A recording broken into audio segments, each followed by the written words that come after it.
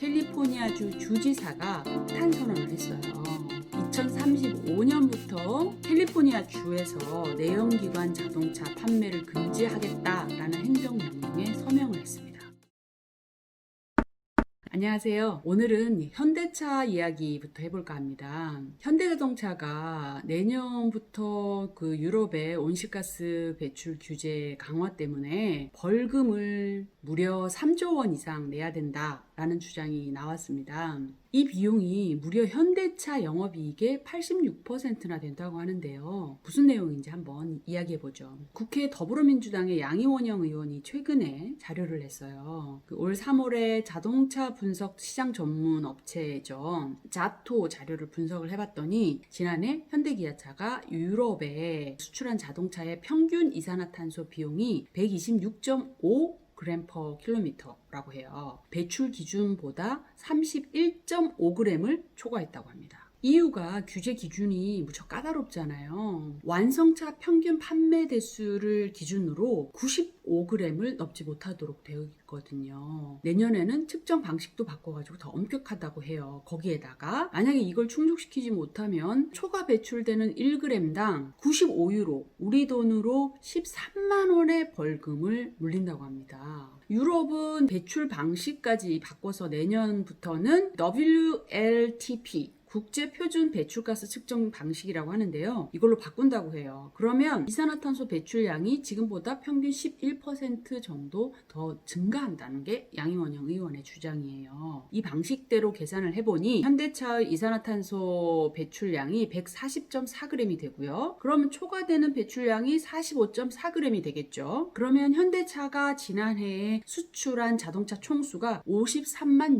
6,106대라고 합니다. 이걸로 계산을 해보니까 초과되는 배출량 곱하기 아까 95유로라고 했잖아요. 13만원 곱했더니 무려 23억 유로, 우리 돈으로 3조 1,533억 원이나 된다고 해요. 어마어마한 돈이죠. 지난해에 현대기아차 영업이익을 보니까 3조 6,847억 원이에요. 이 중에서 벌금으로만 85.6%를 내야 한다는 게 여기까지가 양이원영 의원의 주장이에요. 자, 그러면 여기에 대해서 현대차의 반응이 무엇이냐? 현대차는 두 가지를 이야기합니다. 하나는 전기차 판매가 계속 늘어나고 있다. 그래서 평균적으로 따지면 이산화탄소 비중이 줄어들 수 있다라는 거예요. 현대차가 실제로 지난해 8월 기준으로 보면 전기차 판매 실적이 전체에서 4.7%에 불과했대요. 근데 올해는 같은 8월 기준인데요. 전체 판매 대수에서 13.3%를 차지한다고 해요. 그러니까 전기차가 계속 늘어나면 그만큼의 내연기관차에 비해서 이산화탄소를 줄일 수 있겠죠. 두 번째는 유럽이 그런 환경 규제를 적용하는 시기를 좀 늦출 수 있다 라고 기대를 하고 있어요. 독일에서 벤츠나 BMW, 독일 자동차 업계들이 이제 코로나19 때문에 실적이 나쁘다. 그래서 환경 규제를 좀 늦춰달라라고 적극 얘기를 하고 있고, 이유가 이를 받아들일 수도 있겠다. 그렇게 되면 좀 부담이 줄 수도 있지 않는가 하고 기대를 하고 있거든요. 근데 사실 이게 유럽의 내연기관차들이 규제가 점점 심해지고 있어서 이제 시기가 늦춰질 것만을 기다리기에는 시간이 없다라는 느낌이 드는데요. 그 이유가 뭐냐면 유럽을 보면 네덜란드와 노르웨이는 2025년 앞으로 5년 후에 내연기관차에 대해서 판매를 아예 금지하기로 했습니다.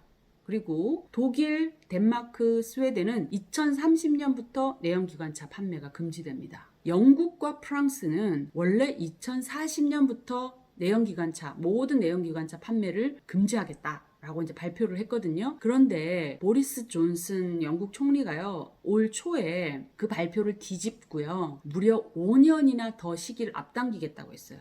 그래서 영국은 2035년부터 휘발유, 경유, 하이브리드까지 다 판매 금지하겠다라고 발표를 했어요. 이뿐만이 아니라요, 도심에는 이제 경유 차량이 운행할 수 없다라는 것도 계속 커져가고 있는데요. 프랑스 파리, 스페인 마드리드, 멕시코시티, 그리스 아테네, 여기는 2025년부터 시내 중심가에서 경유 차량이 아예 운행 금지됩니다. 인도도 마찬가지예요. 인도도 2030년부터는 전기차만 판매하겠다고 했고요. 생산된 지 10년이 지난 경유차는 수도 델리에 진입을 하지 못합니다.